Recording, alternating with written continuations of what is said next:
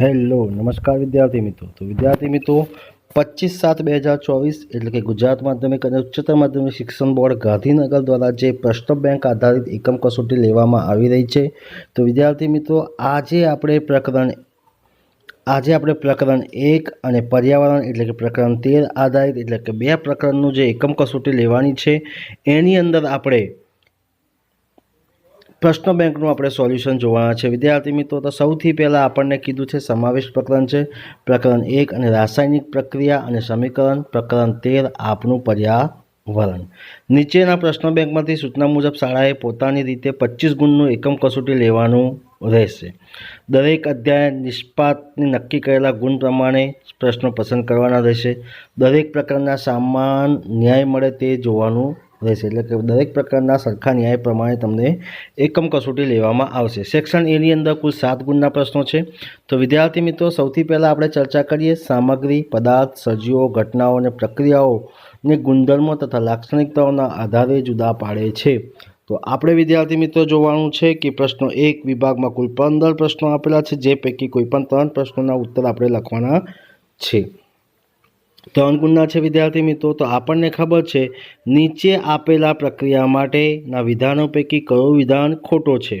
તો CuO+H2 gives Cu+H2O।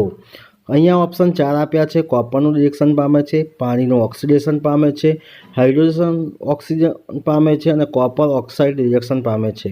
તો આમાંથી સાચો ઓપ્શન પસંદ કરવાનો છે। તો કોપર રિડક્શન થાય છે અને પાણીનું એટલે કે H2O ઓક્સિડેશન થાય છે। તો સાચો જવાબ છે બી 1 અને 2 બરાબર છે વિદ્યાર્થી મિત્રો। એટલે સાચો ઓપ્શન આપણી પાસે છે એ છે। ત્યારબાદ વિદ્યાર્થી મિત્રો આપણે જોવા જઈએ તો પ્રશ્ન નંબર 2 છે Na2SO4 BaCl2 gives BaSO4 + 2NaCl। આ પ્રક્રિયા શેનું ઉદાહરણ છે? તો જવાબ છે વિદ્યાર્થી મિત્રો દ્વિવિસ્થાપન પ્રક્રિયા એટલે કે ઓપ્શન ડી સાચો છે। ત્રીજો પ્રશ્ન છે નીચે આપેલા પદાર્થોમાંથી કયો પદાર્થ જૈવ અવિઘટનીય પદાર્થ છે? તો જવાબ છે વિદ્યાર્થી મિત્રો ઓપ્શન સી પ્લાસ્ટિક એ જૈવ અવિઘટનીય પદાર્થ છે। નેક્સ્ટ પ્રશ્ન છે આપેલા વિધાન ખરા છે કે ખોટા તે જણાવો। તો જે રાસાયણિક પ્રક્રિયામાં હાઇડ્રોજન ઉમેરાય છે તે ઓક્સિડેશન પ્રક્રિયા કહેવાય છે। તો આપેલું વિધાન કેવું છે? ખોટું છે। પાંચમો પ્રશ્ન છે PbNO3 ટ્વાઇસમાં Ki gives PbI2 KNO3 સાચું છે। તો આપેલું વિધાન કેવું છે? સાચું છે। શું કીધું છે? છઠ્ઠો પ્રશ્ન છે ઘાસ બકરી સી આહાર શૃંખલામાં સી એ દ્વિતીય ઉપભોગી છે। તો આપેલું વિધાન કેવું છે? ખોટું છે। સાતમો પ્રશ્ન છે બગીચો એ કુદરતી નિવાસન તંત્ર છે। તો આપેલું વિધાન કેવું છે? ખોટું છે। ત્યારબાદ વિદ્યાર્થી મિત્રો આપણી પાસે આવે છે નીચેના વિધાન સાચું બને તે રીતે ખાલી જગ્યા પૂરો। 8મા નંબરનો પ્રશ્ન છે જે રાસાયણિક પ્રક્રિયામાં નિપજોનું નિર્માણ સાથે ઉષ્મા મુક્ત થાય તેને ખાલી જગ્યા પ્રક્રિયા કહે છે। તો ઉષ્માક્ષેપક પ્રક્રિયા કહે છે। 9મો પ્રશ્ન છે આરસ પહાણનું રાસાયણિક સૂત્ર તો CaCO3 છે। ગ્લુકોઝનું રાસાયણિક સૂત્ર તો C6H12 અને O6 છે। 11મો પ્રશ્ન છે નિવાસન તંત્રમાં ઉર્જાનો પ્રવાહ ખાલી જગ્યા છે। તો જવાબ છે વિદ્યાર્થી મિત્રો એક માર્ગીય છે। 12મો પ્રશ્ન છે ઓક્સિજનના 3 પરમાણુ ધરાવતો વાયુ ઘાતક વિષય છે। તો જવાબ છે વિદ્યાર્થી મિત્રો 3 પરમાણુવાળો। ઉત્પાદકો સૂર્યપ્રકાશમાં રહેલી પ્રકાશ ઉર્જાનું ખાલી જગ્યામાં રૂપાંતર કરે છે। તો રાસાયણિક ઉર્જામાં રૂપાંતર કરે છે। ત્યારબાદ વિદ્યાર્થી મિત્રો એક વાક્યમાં કે એક શબ્દોમાં ઉત્તર આપો। રાસાયણિક સમીકરણોને સંતુલિત કરવાની પદ્ધતિને શું કહેવામાં આવે છે? હીટ એન્ડ ટ્રાયલ પદ્ધતિ કહેવામાં આવે છે।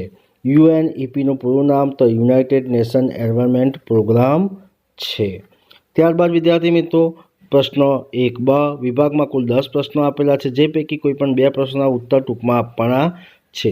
તફાવતના મુદ્દા પણ તમારે લખવાના છે। ઉષ્માક્ષેપક પ્રક્રિયા ઉષ્માશોષક પ્રક્રિયા તફાવતના મુદ્દા લખો સંયોગીકરણ પ્રક્રિયા વિઘટન પ્રક્રિયા। ત્યારબાદ ઓક્સિડેશન પ્રક્રિયા અને રિડક્શન પ્રક્રિયાના વિરુદ્ધ પ્રક્રિયા શા માટે કહેવાય છે? દરેક પ્રશ્નોનું સોલ્યુશન તમને અહીંયા મળવાશે। ત્યારબાદ આવે છે બીજા નંબરમાં રેડોક્સ પ્રક્રિયાનું એક સમીકરણ આપો। બરાબર છે વિદ્યાર્થી મિત્રો। ત્યારબાદ એક ચળકતી કથ્થાઈ રંગના તત્વો એક્સને હવામાં ગરમ કરતા તે કાળા રંગનું બને છે। તત્વો એક્સ તેમજ બનતા કાળા રંગના સંયોજનનું નામ પણ તમારે લખવાનું છે। પાંચમા નંબરનો પ્રશ્ન છે તેલ તેમજ ચરબીયુક્ત ખાદ્ય પદાર્થ સાથે નાઇટ્રોજન વાયુ શા માટે ભરવામાં આવે છે? છઠ્ઠો પ્રશ્ન તફાવતના મુદ્દા લખો. જૈવ વિઘટનીય પદાર્થ, જૈવ અવિઘટનીય પદાર્થ. સાતમો પ્રશ્ન છે નિવાસન તંત્રમાં વિઘટકોની ભૂમિકા સમજાવવાની છે. આઠમો પ્રશ્ન છે તમારા કચરાના નિકાલની સમસ્યાને ઓછી કરવામાં શું યોગદાન આપી શકો છો તે માટેના 4 ઉપાયો સૂચવવાના છે. પોષક સ્તરો એટલે શું? એક આહાર શૃંખલાના ઉદાહરણ આપો. 10મો પ્રશ્ન છે ઓઝોન સ્તરનું સ્થાન અને મહત્વ જણાવવાનું છે.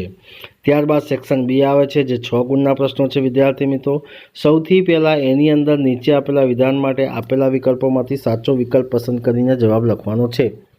પહેલો જ પ્રશ્ન છે શિક્ષકે એક પ્રયોગમાં ઉત્કલન નળીમાં આશરે 2 ગ્રામ સફેદ રંગના લેડ નાઇટ્રાઇટ પાવડર લીધો. ઉત્કલન નળીને ચીપિયા વડે પકડીને જોઈન્ટ ઉપર ગરમ કરે છે અને તેનું અવલોકન કરે છે. તો આ રાસાયણિક પ્રક્રિયા માટે નીચે પૈકી સાચો વિકલ્પ પસંદ કરો. તો સાચો વિકલ્પ છે કથ્થાઈ રંગનો ધુમાડો ઉત્પન્ન કરે છે. ત્યારબાદ વિદ્યાર્થી મિત્રો આપણી પાસે આવે છે બીજો પ્રશ્ન છે નીચે પૈકી કયું જૂથ આહાર શૃંખલા રચે છે?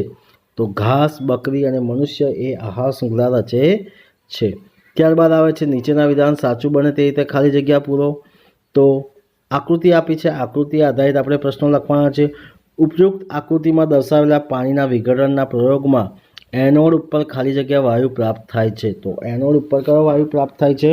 ઓક્સિજન વાયુ પ્રાપ્ત થાય છે. ચોથો પ્રશ્ન છે વિદ્યાર્થી મિત્રો ચરબીયુક્ત ખાદ્ય પદાર્થોમાં ખોરાપણું એ ખાલી જગ્યા પ્રકારની રાસાયણિક પ્રક્રિયાના લીધે ઉત્પન્ન થાય છે. તો જવાબ છે વિદ્યાર્થી મિત્રો ઓક્સિડેશન. ત્યારબાદ વિદ્યાર્થી મિત્રો એક વાક્ય કે એક શબ્દોમાં ઉત્તર લખો.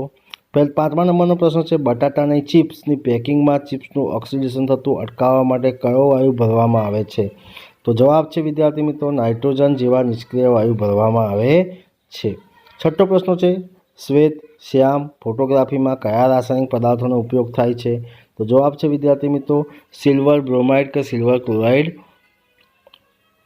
પદાર્થ ઉમેરવામાં આવે છે. સાતમા નંબરનો પ્રશ્ન છે લોખંડના ભૂકંપમાં મંદ હાઇડ્રોક્લોરિક એસિડ ઉમેરતા કયો વાયુ ઉત્પન્ન થાય છે? તો હાઇડ્રોજન વાયુ અને આયર્ન ક્લોરાઇડ વાયુ ઉદ્ભવે છે. ત્યારબાદ વિદ્યાર્થી મિત્રો આપેલા વિધાન ખરા છે કે ખોટા તે લખો. નિવાસન તંત્રમાં શક્તિનું દ્વિમાર્ગીય વહન થાય છે. તો આપેલું વિધાન કેવું છે? ખોટું છે. શક્તિ એક માર્ગીય વાહન કહેવામાં આવે છે. એક વખત શક્તિ વેડફાઈ જાય એટલે ફરીથી એને શક્તિ પાછી મળે નહીં. નિવાસન તંત્રમાં જૈવિક અને અજૈવિક ઘટકોનો સમાવેશ થાય છે. તો આપેલું વિધાન કેવું છે? સાચું છે. ઓઝોનનું અણુસૂત્ર O4 છે. તો આપેલું વિધાન ખોટું છે. ત્યારબાદ વિદ્યાર્થી મિત્રો આપણી પાસે આવે છે પ્રશ્ન 2. કુલ 10 પ્રશ્નો આપેલા છે. કોઈ પણ 2 પ્રશ્નો લખવાના છે. તો અહીંયા તમને પ્રશ્નો આપ્યા છે વિદ્યાર્થી મિત્રો જોઈ શકો છો. ત્યારબાદ લોખંડની વસ્તુ પર આપણે શા માટે રંગ લગાવીએ છીએ? શ્વસન ઉષ્માક્ષેપક પ્રક્રિયા સાથે ગણવામાં આવે છે. નીચે આપણા રાસાયણિક પ્રક્રિયા માટે સંતુલિત રાસાયણિક સમીકરણ લખવાનું કીધું છે. Calcium hydroxide, carbon dioxide, calcium carbonate એ પણ તમારે લખવાનું છે. તો વિદ્યાર્થી મિત્રો કુલ 10 પ્રશ્નો આપ્યા છે તમે જોઈ શકો છો. ત્યારબાદ વિદ્યાર્થી મિત્રો આપણે જોઈશું સેક્શન સીની અંદર. તો સેક્શન સીની અંદર પણ વિદ્યાર્થી મિત્રો આપણી પાસે પ્રશ્નો છે. શું છે? વિકલ્પોવાળા. જો આપણે એક પોષક સ્તરના બધા સભ્યોને દૂર કરી નાખીએ તો શું થાય? તો તેનાથી નીચેના પોષક સ્તરના સજીવોની સંખ્યામાં વધારો થાય. બીજો નંબરનો પ્રશ્ન છે નીચેના પૈકી વૈશ્વિક સમસ્યાઓ કઈ છે? તો જવાબ છે વિદ્યાર્થી મિત્રો આપેલા તમામ. ત્રીજો પ્રશ્ન છે સાપ, મોર, તીતીઘોડો, દેડકો, ઘાસ પૈકી સૌથી વધુ જૈવિક વિશાલન કયા સજીવોમાં જોવા મળે છે? તો ઘાસની અંદર જોવા મળે છે. ચોથો પ્રશ્ન છે આકૃતિમાં દર્શાવેલા પિરામિડમાં વિવિધ પોષક સ્તર દર્શાવેલા ખાલી જગ્યા પોષક સ્તર પર સૌથી વધુ ઉર્જા હશે? તો જવાબ છે વિદ્યાર્થી મિત્રો T1. પાંચમો પ્રશ્ન છે જો કોઈ આહાર શૃંખલામાં ઉત્પાદકો 5000 kg ઉર્જા પ્રાપ્ત થતી હોય તો ત્રીજા પોષક સ્તરે સજીવોને કેટલી ઉર્જા પ્રાપ્ત થશે? તો 5 kg. ત્યારબાદ વિદ્યાર્થી મિત્રો આપણી પાસે આવે છે સાચા વિધાન અને ખરા વિધાન આપણે કરવાના છે. તો બગાયત કરવી એ પર્યાવરણ માટે નુકસાનકારક પ્રવૃત્તિ છે. તો આપેલું વિધાન કેવું છે? ખોટું છે. સાતમો પ્રશ્ન છે વિઘટકો પર્યાવરણ માટે સફાઈ કામદાર છે. તો આપેલું વિધાન સાચું છે. આઠમો પ્રશ્ન છે પ્લાસ્ટિક એ જૈવ વિઘટનીય પદાર્થ છે. તો આપેલું વિધાન ખોટું છે. નવમો પ્રશ્ન છે વનસ્પતિ પોતાના પર્ણ દ્વારા પ્રાપ્ત થતી સૌર ઉર્જાને લગભગ 10% ભાગ ખાદ્ય ઉર્જામાં રૂપાંતરિત કરે છે. તો આપેલું વિધાન કેવું છે? સાચું છે. આપેલા વિધાન સાચું બને તે રીતે ખાલી જગ્યા પૂરો. તો પહેલો જ પ્રશ્ન છે 10મા નંબરમાં, તાપમાન, વરસાદ, ભૂમિ, હવા વગેરે નિવાસન તંત્રના ખાલી જગ્યા ઘટકો છે તો અજૈવિક ઘટકો છે. 11મો પ્રશ્ન છે, નિવાસન તંત્રમાં રહેલી આહાર શૃંખલાના પ્રત્યેક ચરણ કે તબક્કાને પોષક સ્તર કહે છે. ત્યારબાદ 12મો પ્રશ્ન છે, ઓઝોન સ્તરમાં ઘટાડા માટે મુખ્ય જવાબદાર પરિબળ ખાલી જગ્યા છે તો જવાબ છે વિદ્યાર્થી મિત્રો CFC.